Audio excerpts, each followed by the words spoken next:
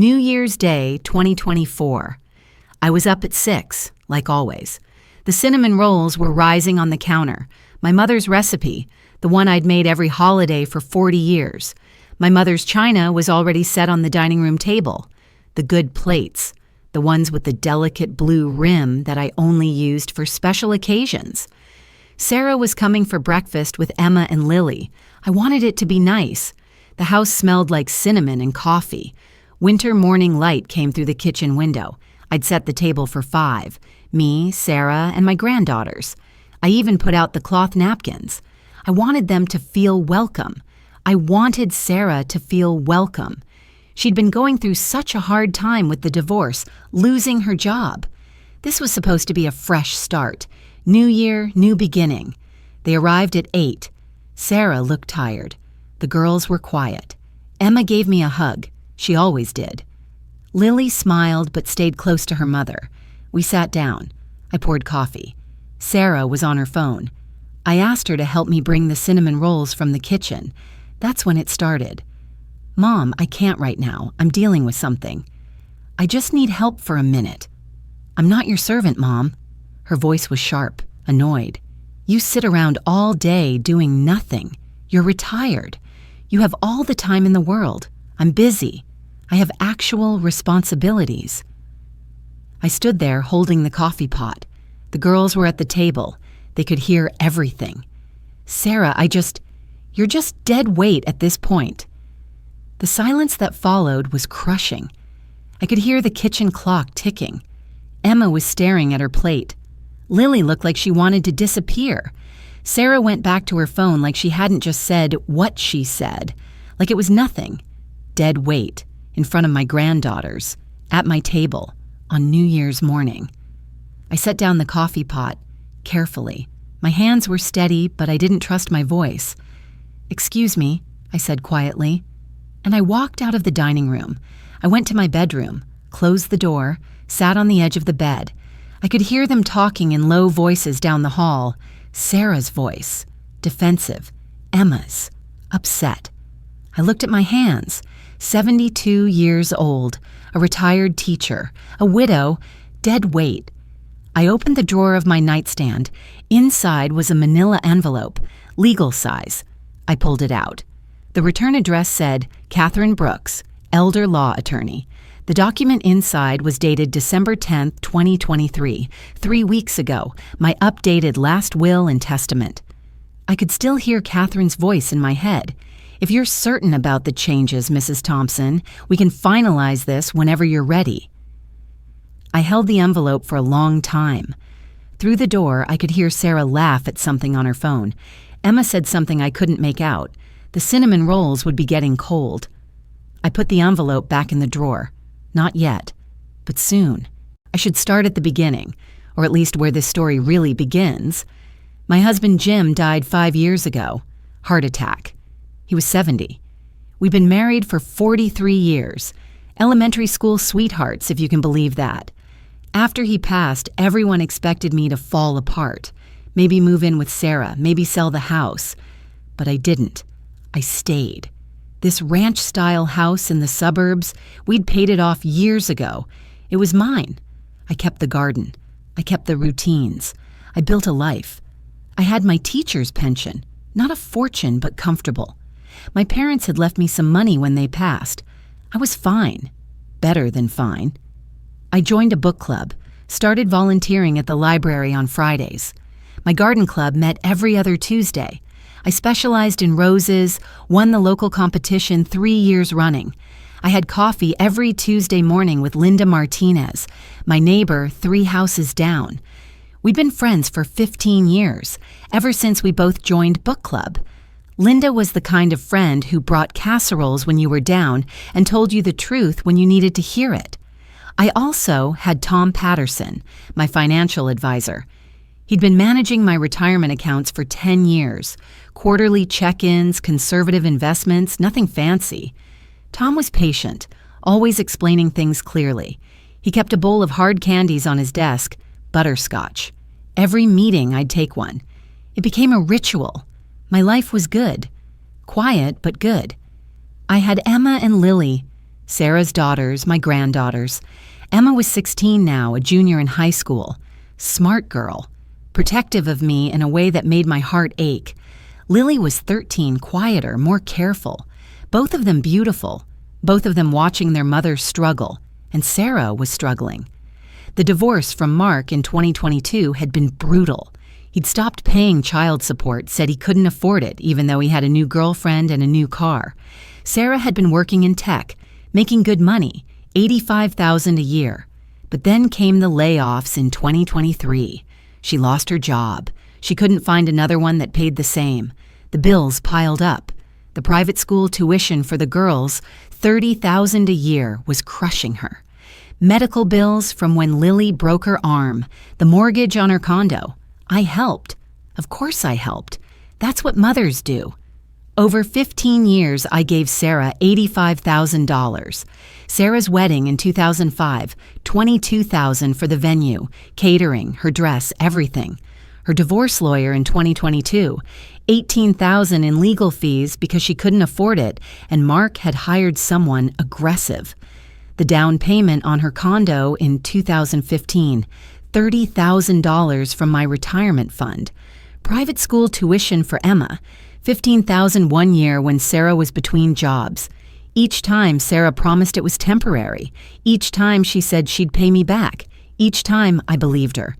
I liquidated part of my retirement fund thinking I was helping my daughter build a life. I never asked for repayment. That's what mothers do, right? But looking back now, I realize something. Sarah never thanked me. Not really. She'd say the words, "Thanks, Mom."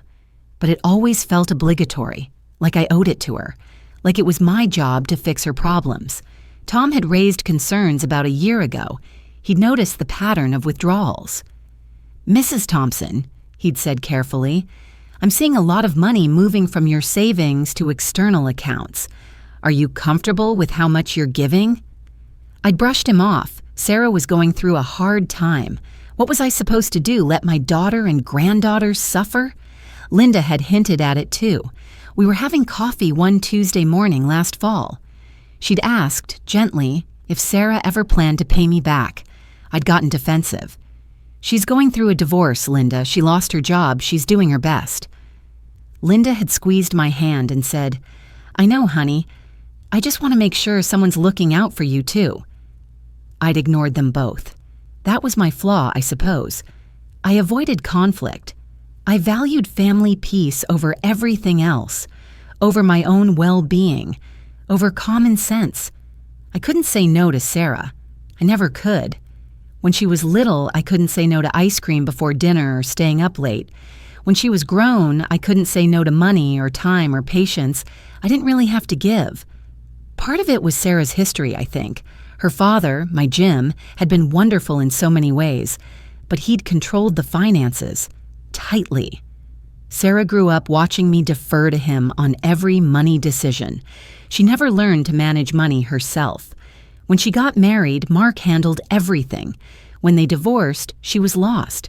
She didn't know how to budget, how to save, how to say no to herself. In some ways, I'd helped create the problem. I'd modeled the wrong thing. And now she was repeating the pattern, taking from me the way Jim had controlled things, except Sarah took without asking. My morning coffee routine had become a quiet ritual. I'd sit at the kitchen table where Jim and I used to have breakfast together. Now it was just me and the steam rising from my mug and the birds outside the window. 43 years of marriage, and I'd learned to drink my coffee alone. Sometimes I'd look at the family photos in the hallway. There was one of Sarah at age 8, covered in flour, laughing. We'd been baking together, those same cinnamon rolls. Both of us had flour in our hair. She'd said, "Mom, we're making a mess." And I'd said, "That's the fun part, honey."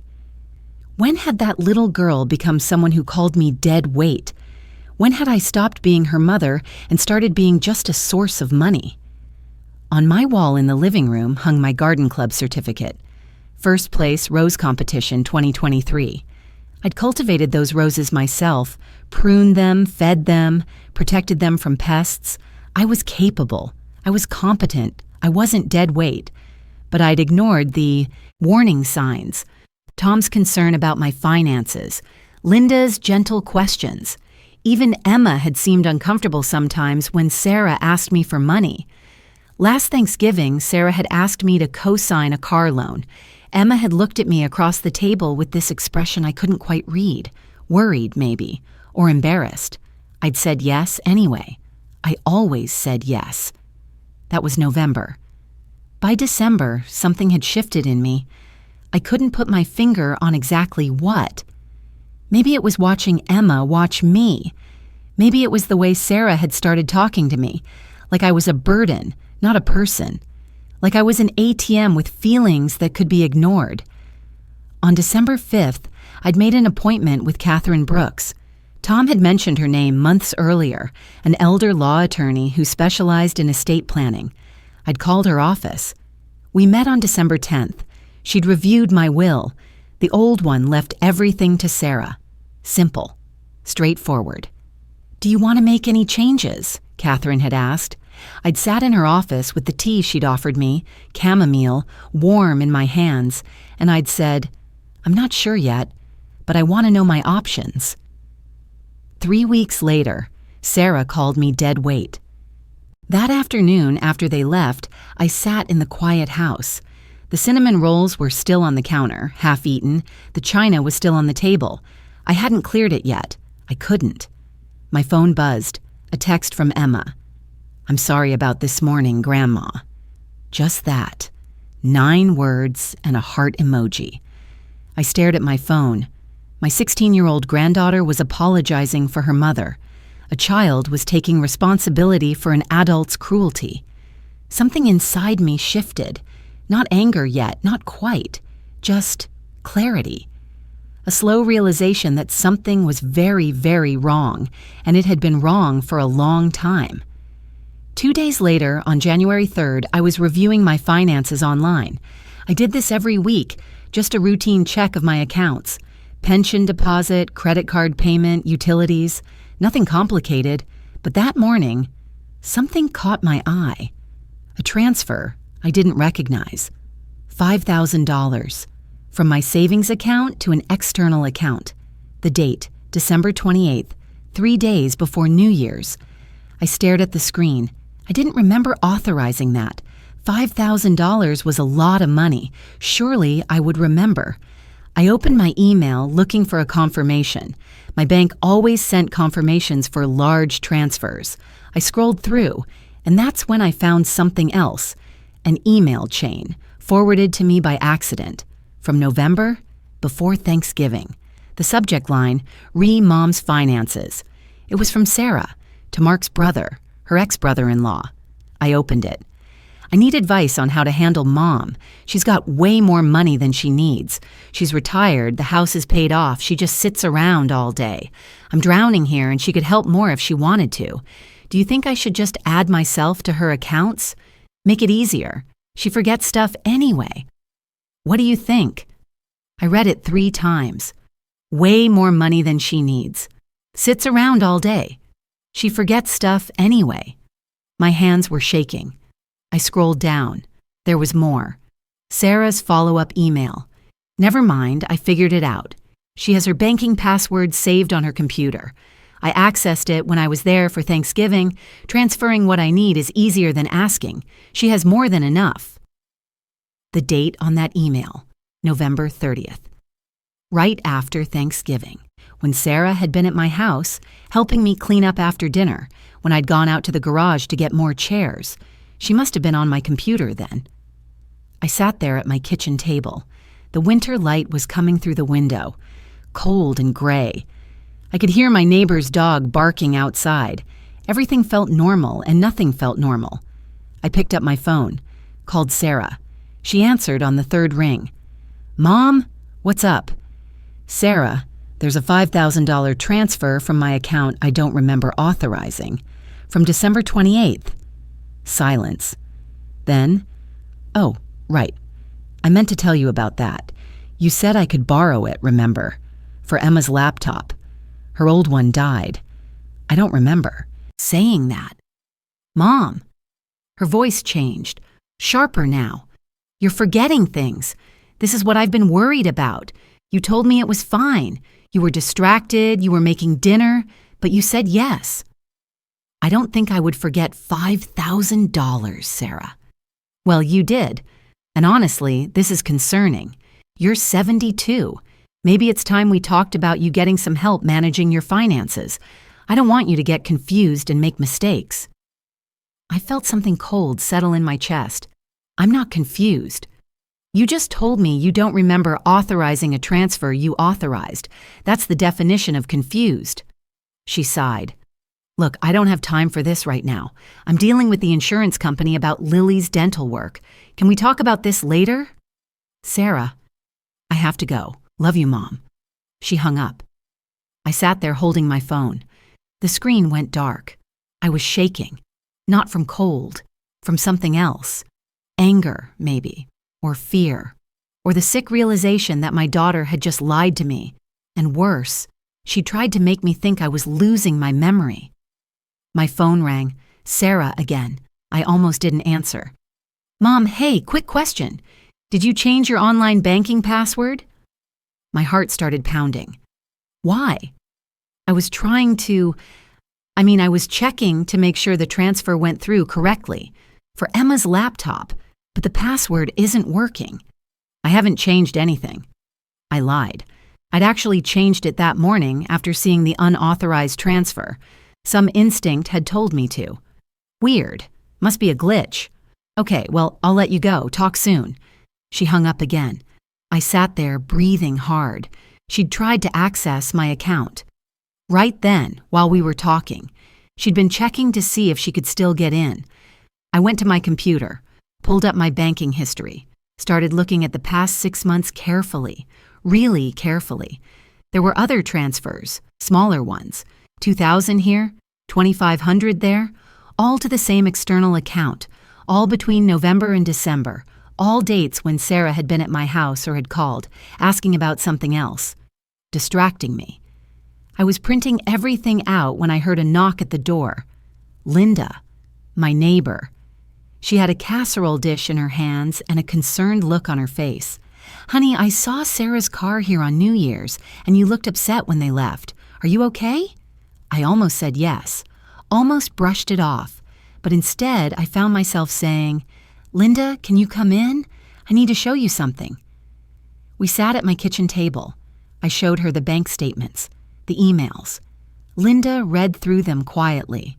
When she looked up, her eyes were sad. Maggie, honey, you know you don't have to keep giving her money, right? I'm not giving it. She's taking it. I know. Linda reached across the table and squeezed my hand. What are you going to do? I thought about that. About Tom Patterson, my financial advisor who'd been concerned a year ago. About the folder of printouts on my table. About Sarah's voice on the phone, trying to gaslight me into thinking I was confused.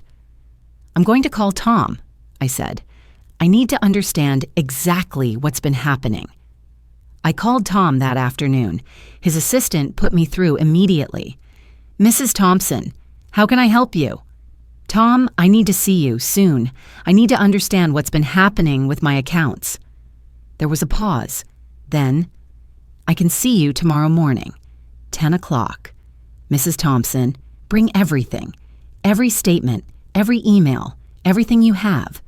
I will. And Mrs. Thompson? His voice was gentle. You're doing the right thing. I wasn't sure about that yet, but I knew I couldn't ignore this anymore. I'd been ignoring it for too long. The next morning, I drove to Tom Patterson's office. It was cold. January in the suburbs, gray sky, bare trees. I had a folder with me. All the bank statements I'd printed, the emails, everything. Tom's office was in a small professional building downtown. I'd been there dozens of times over the years. Same waiting room with the magazines nobody read. Same receptionist who always smiled. But today felt different. Today, I wasn't there for a quarterly check-in about my retirement portfolio. Tom came out to meet me. Mrs. Thompson, come on back. His office was cold. The heat must not have kicked in yet. Or maybe I was just cold from nerves. He gestured to the chair across from his desk. I sat down, set my folder on my lap. "Tell me what's going on," he said gently. So I did. The New Year's breakfast, the dead weight comment, the $5,000 transfer I'd discovered, the emails, Sarah trying to access my account. All of it. Tom listened without interrupting. When I finished, he said, "I'm going to pull your complete transaction history. 6 months. I need to see the full picture." He turned to his computer, typed, printed. The printer hummed and hummed. When it stopped, he gathered the pages and spread them across his desk. 6 months of statements, highlighted certain lines with a yellow marker. Then he turned the papers toward me. "Mrs. Thompson," he said quietly, "look at these." I looked.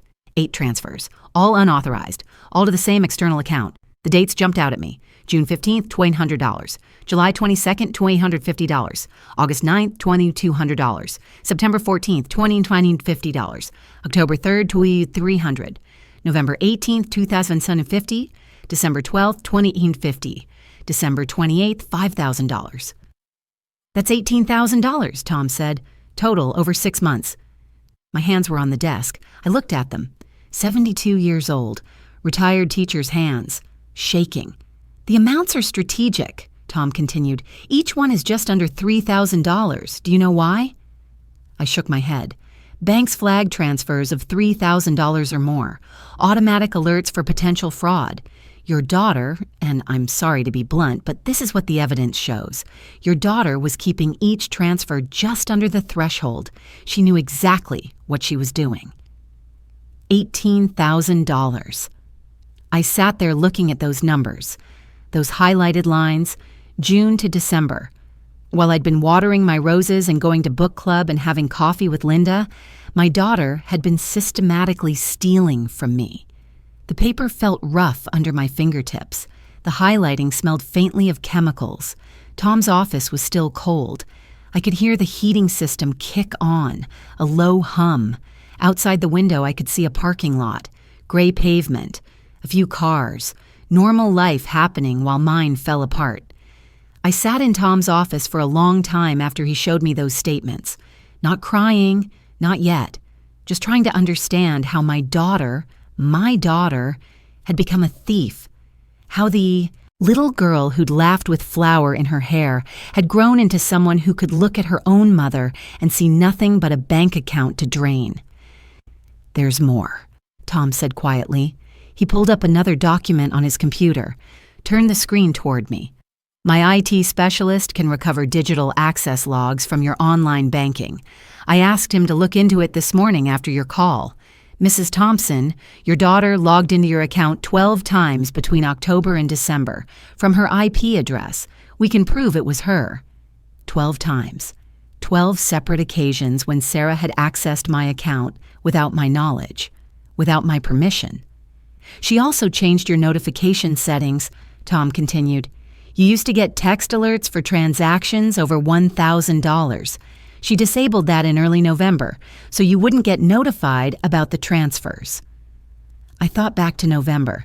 Sarah had been at my house for Thanksgiving. We'd cooked together, turkey and stuffing and pie. She'd helped me clean up, laughed with the girls, hugged me goodbye and said, "Love you, Mom." And while I was in the kitchen washing dishes, she'd been on my computer, stealing from me, covering her tracks. "The emails you found are particularly damaging," Tom said. He'd printed those out too, the one to Mark's brother, the one where Sarah had written, "She has more than she needs. She's retired, the house is paid off, she just sits around all day." I stared at those words. Sits around all day. As if volunteering at the library didn't count. As if my book club and garden club were nothing. As if the life I'd built after Jim died was meaningless. "There's one more thing," Tom said. He pulled out another sheet of paper. "In August of last year, your daughter attempted to add herself to the deed of your house. She went to the county recorder's office with paperwork, but it required your notarized signature, which she didn't have. The clerk flagged it as suspicious and called you to verify. Do you remember?" I did remember. Vaguely. A call from the county office, a woman asking if I'd authorized changes to my property deed. I'd said no. The woman had said, "Okay, we'll reject the filing." I'd thought it was a mistake, a clerical error. It hadn't been a mistake. "She tried to take my house," I said. My voice sounded hollow. "She tried," Tom confirmed. I needed a minute. Tom got up, left me alone in his office. I heard him talking to his receptionist in the hallway. Something about holding his calls. When he came back, he had a glass of water for me. I drank it. The water was cold. It helped. "What do I do?" I asked. "First, we document everything. I'm going to photograph all of these statements. I'm going to get the full IT report on the account access. You're going to sign authorization forms so I can work with law enforcement if needed." "Law enforcement?" "This is elder financial abuse, Mrs. Thompson. It's a crime. You have options. But first, you need legal counsel. Someone who specializes in this." He wrote down a name on a business card. Catherine Brooks, elder law attorney. The same name I'd gotten 3 weeks ago when I'd first started having doubts. "She's very good," Tom said. "She handles cases like this all the time. Cases where family members exploit elderly relatives financially. I'm sorry to use that word, exploit, but that's what this is. Elderly relative. That's what I was to Sarah now. Not her mother, just an elderly relative with money she could take." I drove home in a daze, stopped at a red light and couldn't remember if I was going or coming. The winter afternoon was already getting dark. I noticed Christmas lights still up on some of the houses, a reminder that the holidays had just happened, that New Year's Day, just 4 days ago, Sarah had called me dead weight. That night, I couldn't eat. I sat at my kitchen table, the same table where we'd had New Year's breakfast, where Sarah had said those words. I stared at the folder Tom had given me, copies of everything, the evidence of my daughter's betrayal printed on white paper, highlighted in yellow. My phone buzzed. A text from Sarah. "Hey, Mom, did you ever find out what happened with that transfer? The bank should be able to explain it. Let me know. Love you." I read it 3 times, the casual tone. "Love you" at the end, as if she hadn't spent the last 6 months stealing from me, as if she hadn't tried to gaslight me into thinking I was losing my memory.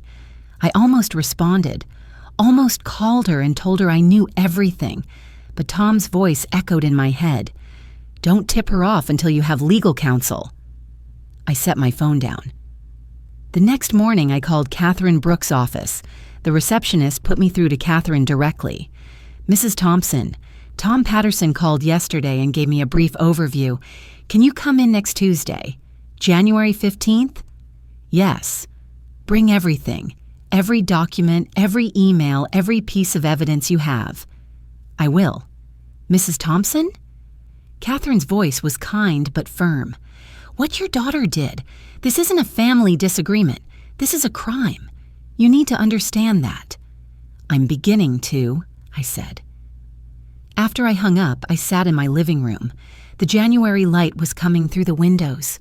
Weak winter sun.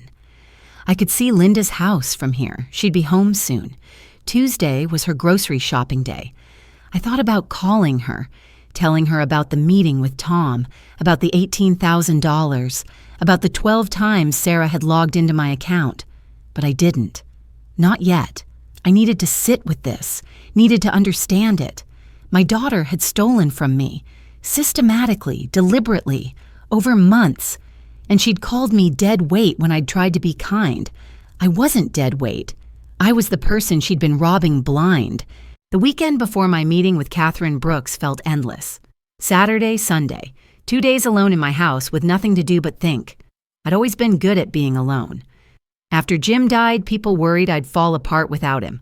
But I'd found my rhythm, my routines. Garden club on Tuesday afternoons, book club on Thursday evenings, coffee with Linda on Tuesday mornings, library volunteering on Fridays, a life built deliberately, carefully, after loss. But that weekend, the house felt different, too quiet, too full of memories I didn't want anymore. I found myself pulling out old photo albums on Saturday afternoon. I don't know why. Maybe I needed to understand when things changed, when my daughter stopped being my daughter and started seeing me as something to use. There was a photo from 1987. Sarah was 8 years old. We were in this kitchen, the same kitchen where I sat now. We'd been baking cinnamon rolls, my mother's recipe. Sarah's hands were covered in flour. So were mine. She was laughing at something. I couldn't remember what anymore. Her hair had flour in it. Her smile was gap-toothed. She'd lost her 2 front teeth the month before. I remembered that day now. She'd said, "Mom, we're making a mess."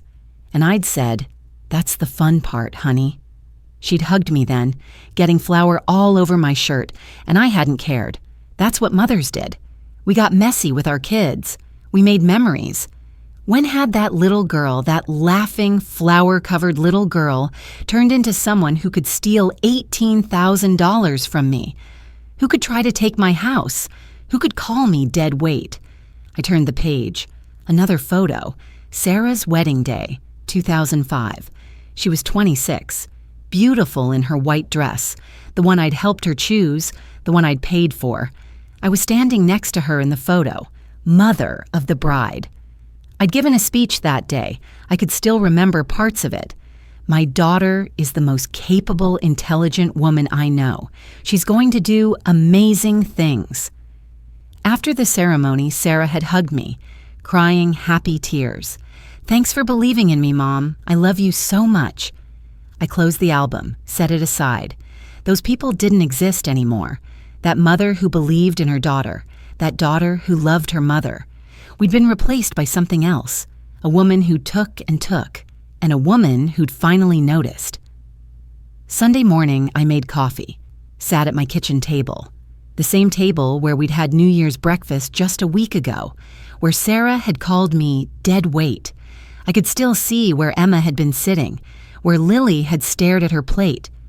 On the table in front of me, I'd spread out everything, the bank statements Tom had given me, the highlighted transfers, the emails Sarah had written, the note about the house deed attempt, and the document Catherine Brooks had sent me in December, my last will and testament, draft copy, the one I'd reviewed but not signed yet. I put on my reading glasses, opened, the will. The current version, the old one, the official one still in effect, was simple. Primary beneficiary, Sarah Thompson Clark, all assets, property, and retirement funds to be distributed to my daughter. Everything to Sarah. The house, my retirement accounts, the life insurance, the stocks my parents had left me, everything I'd worked for, everything Jim and I had built together, everything I'd carefully managed for the last 5 years as a widow, all of it would go to Sarah, the woman who'd stolen from me, the woman who'd tried to gaslight me, the woman who'd called me dead weight. I picked up a pen, one of the good ones, the kind that wrote smoothly. I circled a section in the draft will, the section about primary beneficiaries, and in the margin I wrote one word, revise. Then I turned to the next page, the section about trusts, and I wrote, trust for Emma Marie Thompson and Lily Grace Thompson, direct beneficiaries, managed until ages 25 and 23 respectively. I set down the pen, looked at what I'd written. My handwriting looked steady, clear. I wasn't confused. I wasn't losing my memory. I was making a decision. I sat there for a long time. The morning sun was coming through the window. I could hear birds outside. The heating system hummed quietly. My coffee was getting cold, but I didn't move to reheat it. 37 years. That's how long I'd been Sarah's mother. From the moment she was born, 7 pounds, 3 ounces, screaming her head off, I'd been her mother, every scraped knee, every nightmare, every school play and science project and heartbreak. I'd been there. When her father died and she was 18 and terrified, I'd been there. When her marriage fell apart, I'd been there. When she lost her job, I'd been there. And somewhere along the way, she'd stopped seeing me as her mother. She'd stopped seeing me as a person at all. I became a resource, money when she needed it, a house she could try to claim, an obstacle to be managed, manipulated, gaslit. She has more than she needs, she'd written in that email. She just sits around all day. I looked around my kitchen, at the life I'd built here. the garden visible through the window, my roses, dormant now but ready for spring, the calendar on the wall with my book club meetings marked, my volunteer shifts at the library, my coffee dates with Linda, the certificate from the garden club competition framed in the living room. First place. For roses I'd cultivated myself. I didn't sit around all day. I lived. I had purpose. I had friends and activities and a life I'd built deliberately after loss. I wasn't dead weight. I was a person, a whole person, with value beyond what I could give to my daughter. When had I forgotten that? When had I let Sarah convince me that my only worth was in what I could provide for her? My phone buzzed. A text from Emma. "Hi, Grandma. How are you doing? Thinking about you." I picked up my phone, looked at those words. Emma. My granddaughter, 16 years old. She'd been watching all of this, watching her mother take and take, watching me give and give. What was I teaching her? That love meant letting people hurt you? That family meant accepting abuse? I texted back, "I'm okay, honey. Thank you for checking on me. I love you." She responded immediately, "Love you too. Mom's been in a weird mood. Everything okay?" I thought about how to answer that, decided on some things I need to handle. But I'm fine. How are you? Okay. Can I come over next weekend? Just me? I miss baking with you. Just her, not her mother, not her sister. Just Emma, who wanted to bake with her grandmother the way Sarah used to, back when she was 8 and everything was simple. "Yes," I typed. "I'd love that." I set my phone down, looked at the will again, at the word I'd written, revise, at the note about the trust for my granddaughters. I wasn't angry, not exactly. Anger was too hot, too explosive. What I felt was something colder, clearer. I was disappointed, heartbroken, and I was done. 43 years of marriage had taught me patience, how to wait, how to choose my battles, how to be strategic instead of reactive. 5 years of widowhood had taught me I could survive alone, that I was stronger than I'd thought, that I didn't need someone else to validate my existence. And this betrayal by my own daughter, this taught me I was worth protecting, that I had value, that my life, my resources, my dignity mattered, not because of what I could give to someone else, but because they were mine. I picked up my phone again, opened my calendar. Tuesday, January 15th, 10 o'clock. Catherine Brooks, elder law attorney. The appointment was already there. I'd made it days ago. I sent a text to Catherine's office number. Confirmed for Tuesday at 10 a.m. I'm ready to move forward with the will revisions. The response came within seconds. Received. See you Tuesday, bring all documentation. Catherine Brooks. I stood up, took my cold coffee to the microwave, reheated it, drank it standing at the counter looking out at my garden.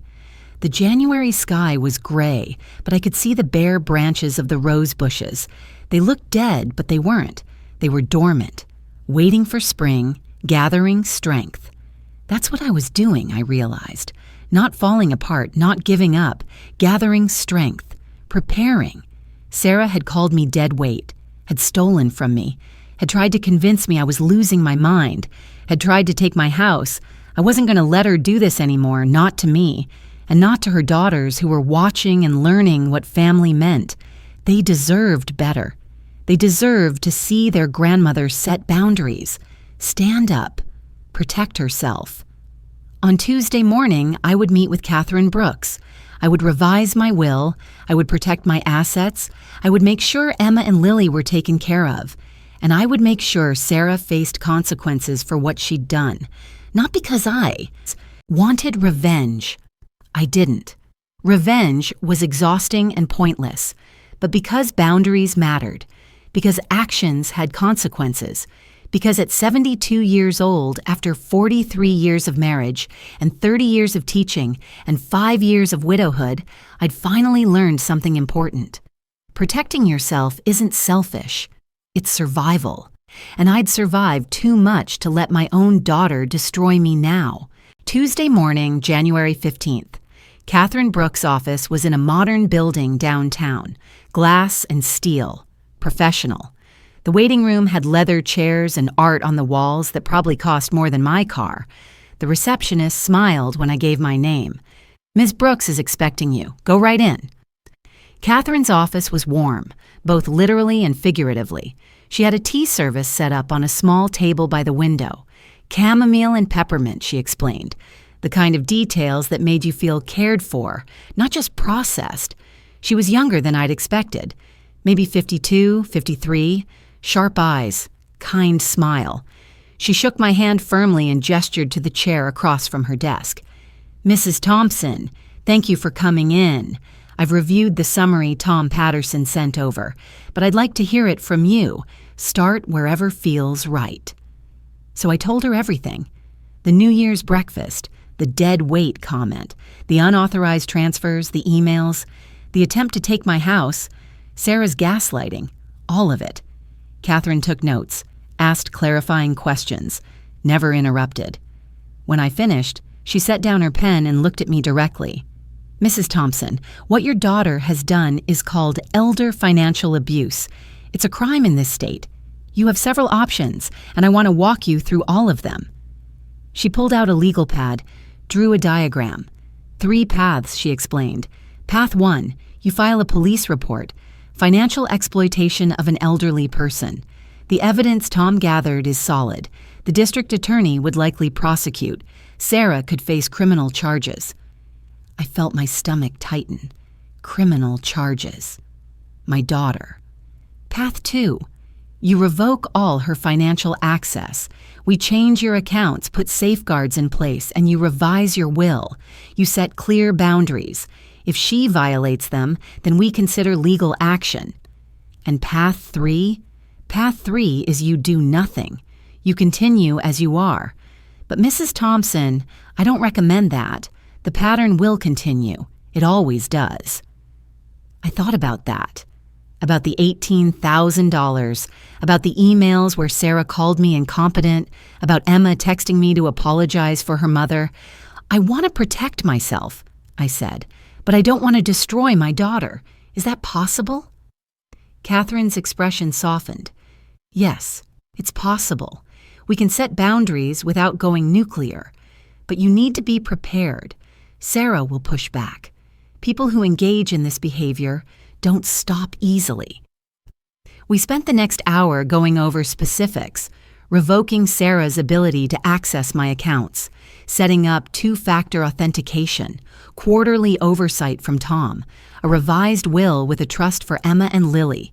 And if Sarah escalated, if she tried to claim I was incompetent, if she pushed for guardianship, we'd have documentation ready, medical records, cognitive assessments, witness statements. "Your doctor already provided a statement, correct?" Catherine asked. "Yes. Tom requested it. Dr. Mortimer, she's been my physician for 15 years. "Good. We'll keep that on file. If Sarah tries to claim you're not capable of managing your own affairs, we'll have contemporaneous medical evidence to the contrary." When I left Catherine's office 2 hours later, I had a plan. Not just a vague idea, but an actual strategy. It felt strange, empowering and terrifying at the same time. That evening, Sarah called. I let it go to voicemail. She sounded irritated. "Mom, I've been trying to access your account to check on something and the password isn't working. Did you change it? Call me back." I didn't call back. 2 days later, Thursday the 18th, Sarah showed up at my house. I saw her car pull up through the window. My heart started racing. I thought about not answering the door, but that felt cowardly. So I answered. "Mom." Sarah pushed past me into the living room. "We need to talk." "About what?" "About your banking. About the fact that you changed all your passwords without telling me. About the fact that you're acting paranoid." I stayed calm. Catherine's voice in my head. "Stay measured. Don't engage emotionally. State facts." I changed my passwords because I discovered unauthorized transfers from my account. "Unauthorized?" Sarah laughed, sharp, angry. "I borrowed money you said I could borrow. There's nothing unauthorized about it." $18,000 over 6 months. I didn't authorize any of it. Her face changed, calculation behind her eyes. You're forgetting again. Mom, this is exactly what I've been worried about. You're not remembering conversations. You're getting confused. Maybe it's time we talked about getting you some help. I'm not confused, Sarah. You just told me you don't remember authorizing money I borrowed. That's the definition of confused. She softened her voice, made it gentle, concerned. Mom, I love you. I'm worried about you. The girls need new winter coats. Are you really going to let your granddaughters freeze because you don't trust me? And there it was. The manipulation, the guilt, using Emma and Lily as leverage. I'll take Emma and Lily shopping myself this weekend, I said quietly. I'll get them whatever they need. Sarah's face hardened. That's not necessary. I think it is. We stared at each other. Something had shifted between us, and we both knew it. I wasn't backing down. Fine, Sarah said finally. Do whatever you want. But this paranoia, this sudden distrust, it's not normal, Mom. It's concerning. She left. I locked the door behind her, stood in my hallway shaking, not from fear, from adrenaline. I'd stood up to her, set a boundary, and I'd survived it. The following Monday, January 20th, Sarah showed up again, this time with flowers, daisies, my favorite, and an apology. Mom, I'm sorry. She looked genuinely contrite. About New Year's, about the way I've been talking to you. I've been under so much stress with the divorce and the job search and the girls, and I've been taking it out on you. That's not fair. Can you forgive me? The flowers were beautiful. Her voice was sincere. For a moment, just a moment, I wanted to believe her, wanted to say yes, of course, come in, let's have coffee and forget this whole thing. But then I thought about what Linda had said, what Catherine had said, actions, not words. Had Sarah changed any behavior? Had she returned any money? Had she stopped trying to access my accounts? Thank you for apologizing, I said carefully. I appreciate that. So we're okay? I think we need some time, Sarah. Her face tightened. Time for what? Time for you to show me through your actions that things are different. I just apologized. I know, and I heard you, but words are easy, Sarah. I need to see change. She left the flowers on my porch, drove away without saying goodbye. I brought the daisies inside, put them in a vase. They wilted within 3 days. Over coffee that Tuesday morning, I told Linda what had happened. We were at our usual spot, Main Street Cafe by the window. Linda listened quietly while I explained about Catherine, about the plan, about Sarah's apology. What do you think I should do? I asked. Linda squeezed my hand. Honey, you're already doing it. You're setting boundaries. You're protecting yourself. That's not easy, especially with your own child. It doesn't feel right. No, it probably won't for a while. But you know what else doesn't feel right? Getting robbed by your own daughter. Linda's voice was gentle but firm. My sister went through something similar with her nephew. She kept forgiving him, kept giving him chances. He emptied her retirement account. She's 78 now and working part-time at a grocery store because she has nothing left. Don't let that be you, Maggie. I thought about that, about being 78 and still working because I'd given everything away. On Wednesday, January 23rd, Sarah sent a text. Mom, I want to help you manage your finances better. I know it's getting hard for you to keep track of everything. Let me add my name to your accounts. It'll make things easier for both of us. Translation: she wanted access restored. I called Catherine, read her the text. Catherine's response was immediate. Don't respond, or if you do, keep it simple. I have it handled, thank you. So that's what I wrote back. I have it handled, thank you. Sarah's response came 10 minutes later. You're being ridiculous, Mom. I'm your daughter. You owe me. After everything you've done, the least you can do is trust me with your finances. I stared at those words. You owe me. As if my entire life as her mother, every sacrifice, every dollar, every moment had created a debt I was supposed to pay. Forever. I didn't respond, but I screenshot the text, sent it to Catherine. More evidence. That Thursday was book club at the library. I'd been going for 15 years. Same group of women, mostly. We took turns choosing books. This month was Joyce's pick. Some mystery novel I'd only half read. I almost didn't go. I felt exposed, raw. Like everyone would be able to see that my life was falling apart. But Linda picked me up. She always drove on book club nights, and I went. We were talking about the book, about whether the ending was satisfying, when Joyce looked at me and said, "Maggie, are you okay? You seem distracted." I hesitated, then decided these women had been my friends for 15 years. They deserved honesty. "I'm handling some family matters," I said carefully. "It's been difficult." Joyce nodded slowly. "My sister went through something similar a few years ago with her son. Financial issues. It's more common than people think. Elder abuse, they call it." The room got quiet. "The hardest part," Joyce continued, "was my sister finally accepting that her son wasn't going to change. She kept thinking if she just helped him one more time, gave him one more chance, he'd stop. But he didn't. Not until she set real boundaries." "Did it work?" I asked. "The boundaries?" "Eventually. But it was hard. Really hard. Her son accused her of being cruel, said she was abandoning him, made her feel guilty. But you know what? 5 years later, he's actually doing better. Got a real job, managing his own finances. Sometimes people need consequences to grow." I thought about that, about Sarah, about consequences. Linda drove me home after book club. We sat in her car in my driveway for a moment. "You're doing the right thing," Linda said quietly.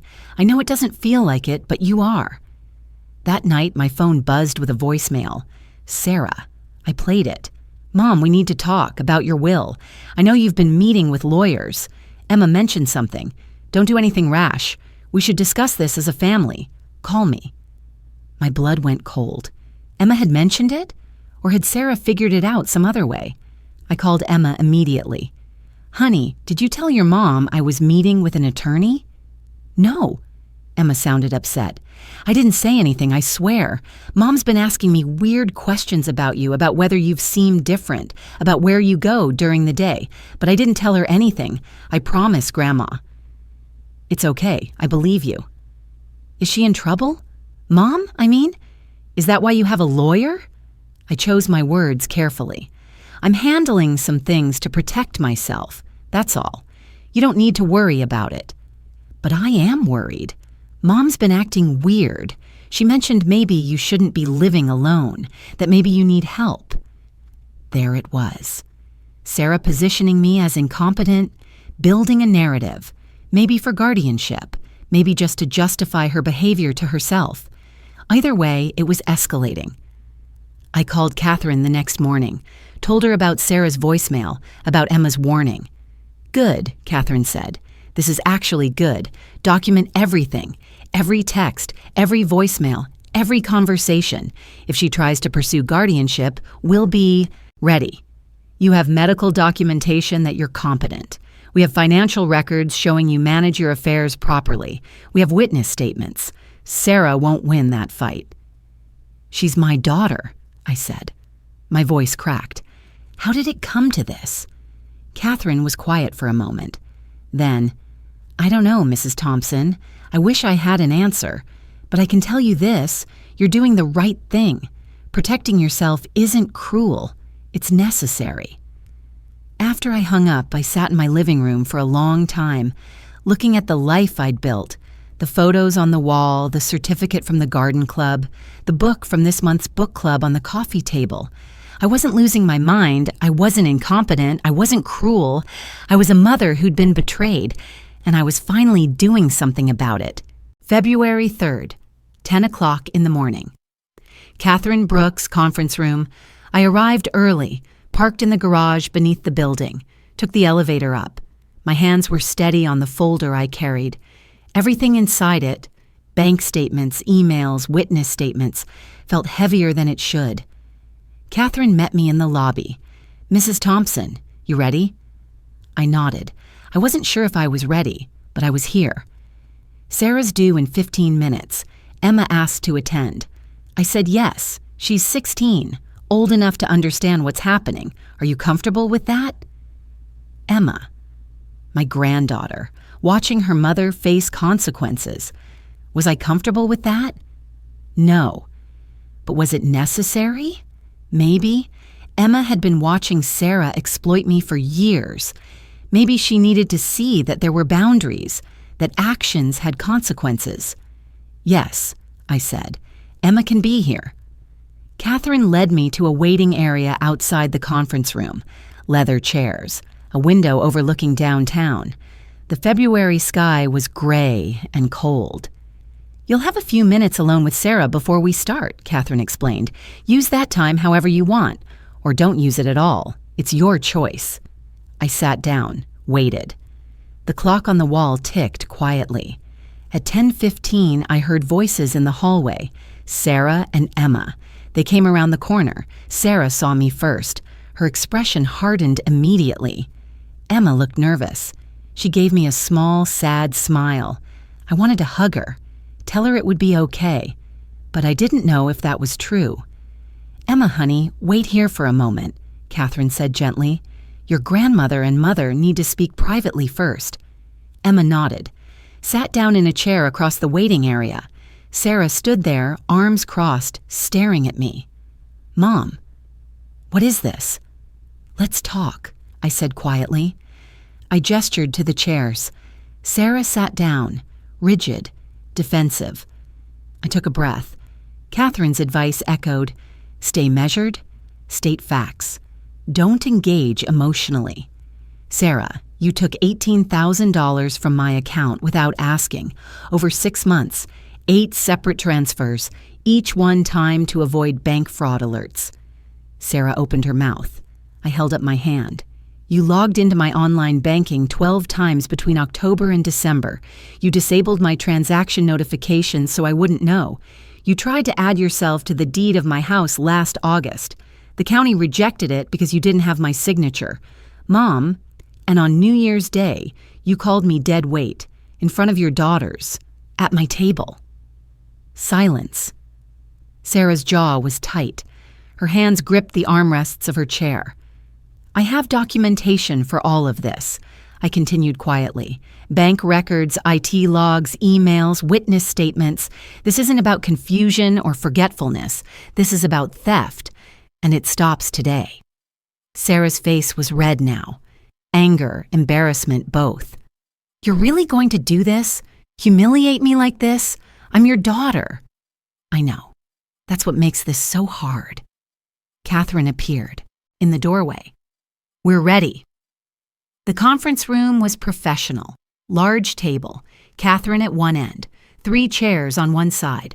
For me, Tom Patterson and Emma, 2 chairs on the other side for Sarah and an empty chair.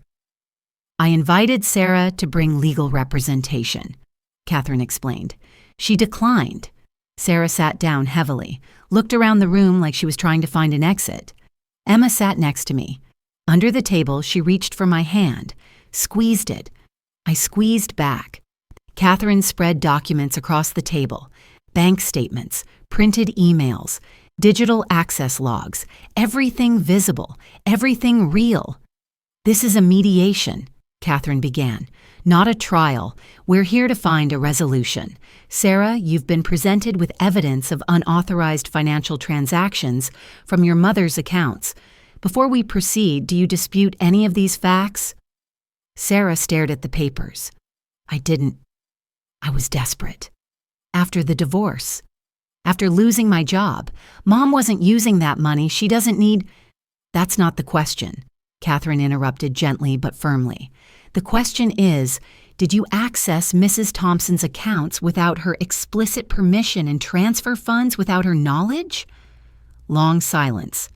Then, "Yes." Emma's hand tightened in mine. Sarah didn't look at her, didn't look at me. "Thank you for being honest," Catherine said. "Now, I'd like to present testimony from 2 witnesses, Tom Patterson, Mrs. Thompson's financial advisor, and Emma Thompson, who has direct knowledge of some of these events. Tom was already in the room. He'd been sitting quietly in the corner. He moved to sit at the table now, pulled out his own folder. I've been managing Mrs. Thompson's retirement accounts for 10 years, Tom began. His voice was calm, professional. In June of last year, I noticed a pattern of withdrawals I found concerning. When I raised this with Mrs. Thompson in August, she indicated the transfers were authorized. However, when she contacted me in January of this year, it became clear that many of these transactions were done without her knowledge. He slid a document across the table. This is the IT forensic report from our security specialist. It shows 12 separate logins to Mrs. Thompson's online banking from an IP address registered to Sarah Thompson Clark's residence. On several occasions, account settings were modified. Specifically, transaction alert thresholds were raised to prevent notifications. Sarah's face was pale now. Additionally, Tom continued, Mrs. Thompson's cognitive and financial decision-making abilities are excellent. I've worked with her for a decade. She's organized, methodical, and fully capable of managing her own affairs. The narrative that she's confused or incompetent is demonstrably false. He sat back. Catherine nodded. Thank you, Mr. Patterson. Emma, would you like to share what you told me on the phone? Emma let go of my hand. She was shaking. My brave, beautiful granddaughter, only 16 years old, being asked to testify against her own mother. You don't have to do this, honey, I whispered. Yes, I do, she whispered back. Emma looked at her mother, then at the table. In December, I heard Mom on the phone. She was in her bedroom. She didn't know I was in the hallway. She was talking to someone. I don't know who. She said Grandma had more money than she needed and wouldn't miss it. She said it was easier to just take it than ask. Sarah's eyes filled with tears. Emma. I asked you about it later, Emma continued, her voice stronger now. You said you were joking, that I'd misunderstood, but I didn't misunderstand. I knew it was wrong. That's when I knew. When you knew what? Catherine asked gently. When I knew what Mom was doing to Grandma, taking advantage, stealing. Sarah's face crumpled. You don't understand. I was drowning. I had no money. The girls needed things. Your grandmother was just sitting on all that cash. She wasn't just sitting on it, Emma said sharply. It's hers. She worked for it, and you stole it. The room was silent. Even Catherine seemed stunned by Emma's directness. My granddaughter, standing up for me, telling the truth even when it meant exposing her own mother. Sarah was crying now. Real tears, not manipulation. Something had cracked open in her. I never meant. I was so desperate. She looked at me finally. Mom, I'm so sorry. The divorce destroyed me financially. Mark stopped paying support. I lost my job. I didn't know what to do. And you had so much. And I thought you wouldn't miss it. I thought I was entitled to it because you're my mother. She wiped her eyes, looked at Emma. And the dead weight comment. That was the worst thing I've ever said. I don't have an excuse. I was cruel. You didn't deserve that. The girls didn't deserve to hear it. I'm sorry. I sat there, watching my daughter cry, watching her crack open. This was what I'd wanted, wasn't it? Accountability, recognition. But it didn't feel like victory. It felt like grief. Catherine let the moment breathe. Then, Sarah, you have 2 options. Option 1, Mrs. Thompson files a police report. Financial exploitation of an elderly person is a crime in this state. With the evidence we have, the district attorney would likely prosecute. Sarah's face went white. Option 2, you sign an agreement. The terms are these. All financial access to your mother's accounts is permanently revoked. You enter a formal repayment plan for the $18,000, $750 per month until the debt is cleared. You begin therapy, individual counseling to address the underlying issues that led to this behavior. You agree to supervise visitation with your daughters at your mother's house until trust is rebuilt, and your mother's will is revised. The bulk of her estate will be held in trust for Emma and Lily. You will receive a conditional inheritance of $50,000, conditional on completing the repayment plan and 1 year of consistent therapy. If you violate any term of this agreement, the police report is filed immediately. Catherine slid a document across the table. This is the agreement. You have 10 minutes to read it and decide. Sarah picked it up, read through it. Her hands were shaking. When she looked up, she wasn't looking at Catherine. She was looking at me. Mom, is this really what you want? I thought about that question. What did I want? I wanted my daughter back. The one who'd laughed with flour in her hair, the one who'd hugged me at her wedding. But that daughter was gone. Maybe she'd never really existed. Maybe I just wanted to believe she did. I want you to get help, I said quietly. I want my granddaughters to be protected, and I want to protect myself. That's what I want. If I sign this, we're done, aren't we? You and me, we're done. No, we're not done. But we're different. We have to be different. What we were before, that wasn't healthy for either of us. Sarah looked at the document again. At Catherine, at Emma, who was crying now too, then back at me. I'm sorry, she said, for all of it. I became someone I don't recognize, and I hurt you. I hurt my kids. I'm so sorry. She picked up the pen, signed the agreement. Catherine notarized it, made copies, one for her file, one for Sarah, one for me. When she signed the agreement, I didn't feel victorious. I felt sad. This was my daughter. The baby I'd rocked to sleep, the child I'd raised, the woman I'd tried so hard to help, but I also felt something else, relief. For the first time in years, I felt like I could breathe. Sarah stood up. So did I. For a moment, I thought she might hug me, but she didn't. She just looked at me with red, swollen eyes. I'll do better, she said. I promise. I hope so, I said, and I meant it. Sarah left. Catherine walked her out. Emma and I stayed in the conference room. My granddaughter collapsed into my arms, sobbing. I'm sorry, Grandma. I'm so sorry. You have nothing to be sorry for, baby. You told the truth. That took courage. Is Mom going to hate me? No, she might be angry for a while, but she won't hate you. And Emma, you did the right thing. Tom came over, squeezed my shoulder. You're going to be okay, Mrs. Thompson. Catherine returned. It's done. The agreement is legally binding. If she violates any term, we file the police report immediately. Your assets are protected. Your will can be finalized. You're safe now. Safe. I hadn't felt safe in a long time. I walked out of that office with Catherine, with Emma beside me, with the signed agreement in my folder. Sarah had left alone. I felt sad about that, but I also felt something I hadn't felt in years. I felt free. A week after the mediation on February 10th, I returned to Catherine's office. This time, it wasn't for confrontation. It was for finalization. The will revision was complete. Catherine walked me through every page.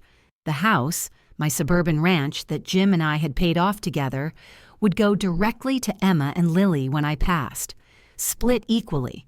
They could sell it, rent it, live in it together. Their choice.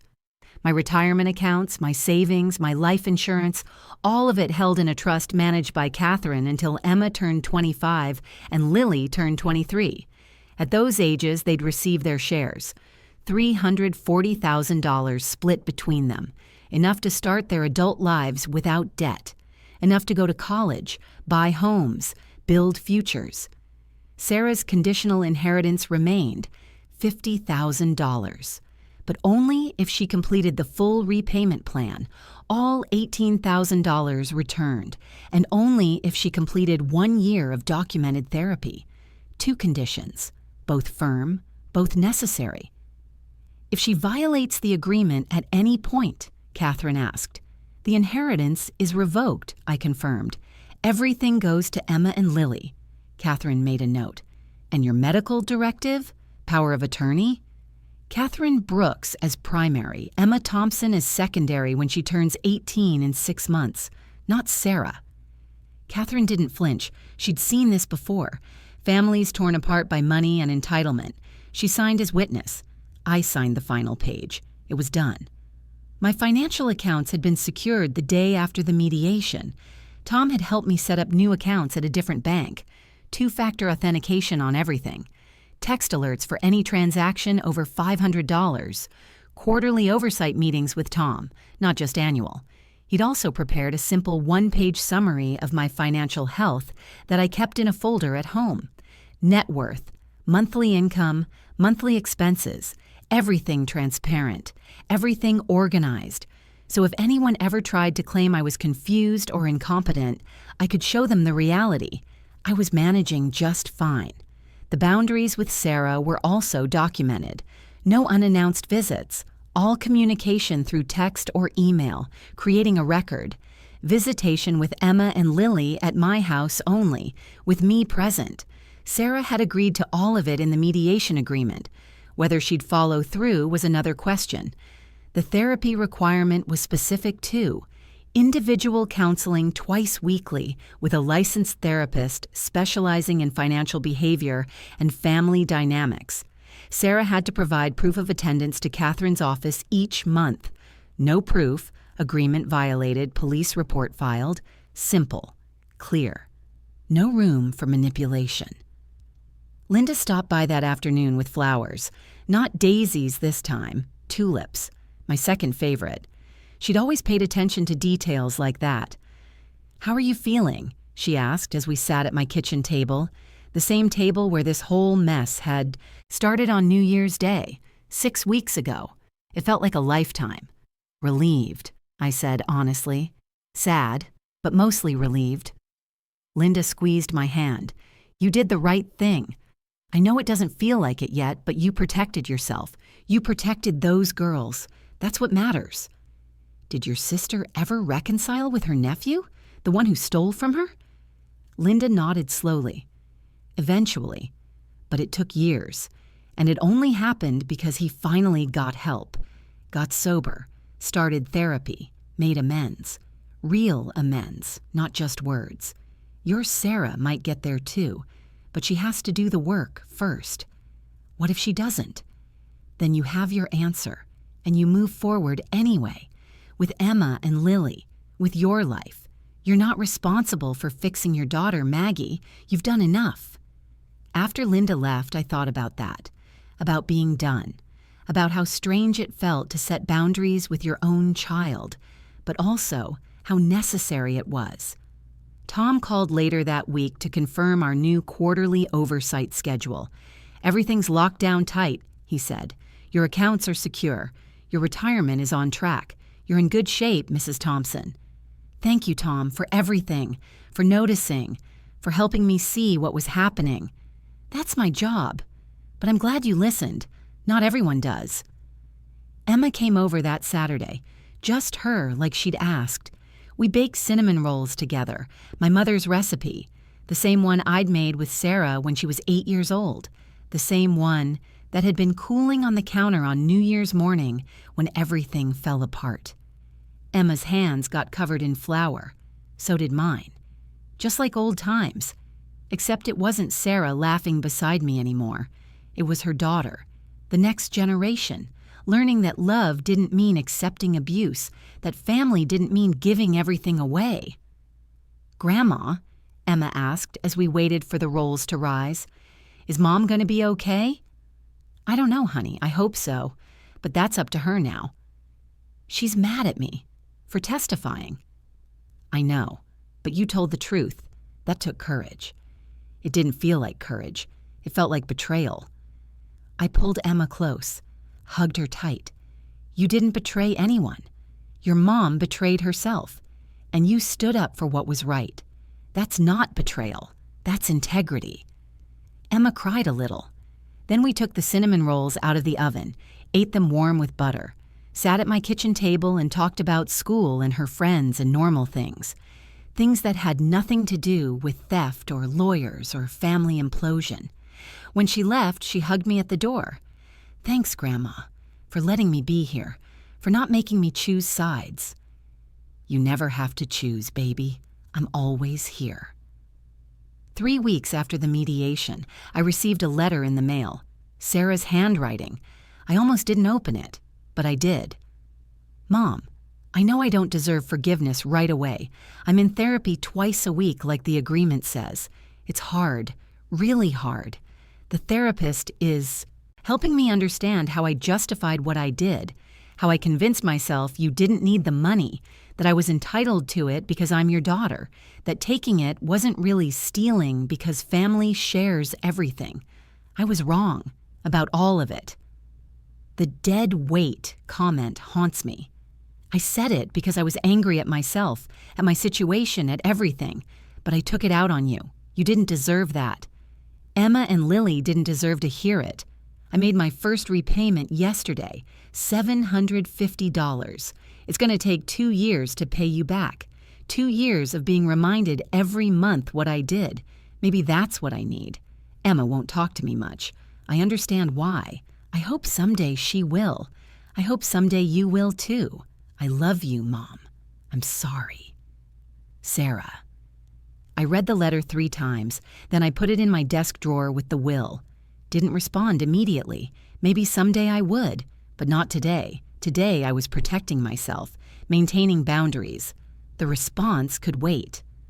On my kitchen counter, next to the coffee maker, I kept a small framed photo now. Not the old one of Sarah at age 8 covered in flour, a new one. From last Saturday, Emma and me baking together, both of us smiling, flour in our hair, a new memory, a better one. Spring was starting to arrive. My roses were coming back to life. I planted some new varieties in the garden, a deep red one called Resilience, and a pale pink one called New Beginning. Symbolic, maybe, but gardening had always been about hope, about nurturing things, about watching them grow. The garden club met on the first Tuesday of March. I told them a version of the story, simplified, private, but enough that they understood. Joyce squeezed my arm. "You're stronger than you think," she said. Book club that Thursday was good too. We were reading a novel about a woman who left her marriage after 30 years. The group discussion got heated. Some people thought she was brave. Others thought she was selfish. Linda looked at me across the circle and smiled. I smiled back. We both knew, sometimes leaving, sometimes setting boundaries, sometimes protecting yourself, wasn't selfish. It was survival. I was surviving. More than surviving. I was living again. The will was secure. My finances were protected. Emma and Lily's futures were guaranteed. And me? At 72 years old, after 43 years of marriage and 5 years of widowhood and 6 weeks of family implosion, I was okay. Not perfect, not healed completely, but okay. And okay was enough. Late March, 2024. 3 months after that New Year's breakfast. 3 months since my daughter called me dead weight. My life now looks different. Better different. I still live in my ranch house. The one Jim and I bought in 1985. The one we paid off together. The one Sarah tried to take. It's mine. On my terms. I updated the locks after the mediation, not because I thought Sarah would break in, but because I needed to feel secure. The new deadbolt clicks with a satisfying weight every time I turn the key. My routines are back. Garden club every other Tuesday. I'm working on a new hybrid tea rose for the spring competition. Book club Thursday evenings at the library. Coffee with Linda. Tuesday mornings at Main Street Cafe. Same table by the window.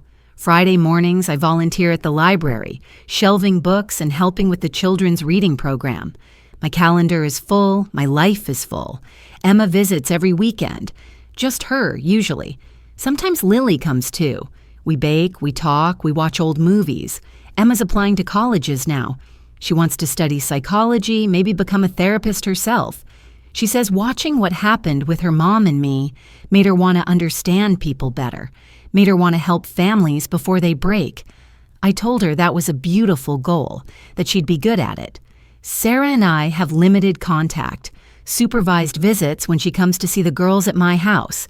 It's awkward, strained, but we're managing. She's been consistent with therapy, 8 sessions done, 44 to go in the year requirement. She's made 3 repayment installments so far, $2,250 total, $15,750 still owed. She texts occasionally, brief messages. Hope you're well, Mom. The girls look happy in the photos Emma posted. I respond politely. We're not close. We may never be close again, but we're not at war anymore either. And honestly, that's okay. I spent too many years avoiding conflict because I valued peace over my own well-being. I thought being a good mother meant saying yes to everything, sacrificing endlessly, putting myself last. But that's not love. That's codependency. Real love includes boundaries. Real family includes accountability. My financial advisor, Tom, sends quarterly reports now. Everything looks excellent, he says. My retirement is secure. My accounts are growing modestly but steadily. The new 2-factor authentication is working perfectly. No unauthorized access, no mysterious transfers, no middle-of-the-night panic about whether my daughter is stealing from me again. That peace of mind is worth more than money. The will is finalized, filed with the county, copies secured in my safe deposit box and with Catherine. Emma and Lily's trust is established, $340,000 waiting for them when they reach their mid-20s, enough to start adult lives without the financial desperation that broke their mother. Sarah's conditional $50,000 is there too, if she earns it. If she doesn't, it goes to the girls. Either way, my legacy is protected. My granddaughters will be okay. People ask me sometimes if I regret how it turned out. I don't. I regret that it was necessary. I regret that my daughter chose entitlement over integrity. I regret the years I enabled bad behavior because I couldn't bear conflict. But I don't regret protecting myself. At 72, I've earned the right to live without being called dead weight by anyone. Even my own daughter. Linda and I still have our Tuesday morning coffee. Last week, she brought me an article about elder financial abuse. 1 in 10 Americans over 65 experiences it, the article said. And 70% of the time, it's committed by family members. Children, usually. Linda circled that statistic. You're not alone in this, she said. I wasn't alone. I had Linda and Tom and Catherine. I had my book club ladies who checked on me with texts and casseroles. I had Emma, my brave granddaughter, who told the truth even when it hurt. I couldn't have done this alone. Professional help matters. Legal protection matters. But so does community. So does having people who see you as a person, not a resource. The thing I want people to understand, especially other older adults going through something similar, is this. Setting boundaries isn't mean. It's necessary. Protecting yourself isn't selfish. It's survival. Your children are not entitled to your resources just because they're your children. You worked for what you have. You deserve to keep it. You deserve dignity and respect and safety in your own home. If someone in your family is exploiting you financially, if they're gaslighting you or calling you incompetent or trying to make you doubt your own judgment, you're not alone. You're not crazy. You're being abused. And you deserve help. Get a financial advisor who pays attention. Get a lawyer who specializes in elder law. Document everything, every suspicious transaction, every manipulative conversation, every boundary violation. Build your case. Protect yourself legally before you confront the person abusing you, because confrontation without protection is just exposure to more harm. And here's what I learned. You can love someone and still set boundaries with them. You can forgive someone and still protect yourself from them. Those things aren't contradictory. They're both necessary. Some days I'm sad about how things turned out with Sarah. Most days I'm just relieved. I protected myself. I protected my granddaughters. I taught Emma what healthy boundaries look like. That's what matters. that New Year's morning feels like a lifetime ago. Sarah sitting at my table with her phone, snapping at me, calling me dead weight while her daughters watched in horror. The silence that followed, the cold coffee in my hand, walking to my bedroom and opening that drawer, seeing the will, knowing something had to change. A lot has changed. I'm still here, still standing, still baking cinnamon rolls, with Emma now, not Sarah, still tending my roses, still living my life on my terms. The roses are blooming now.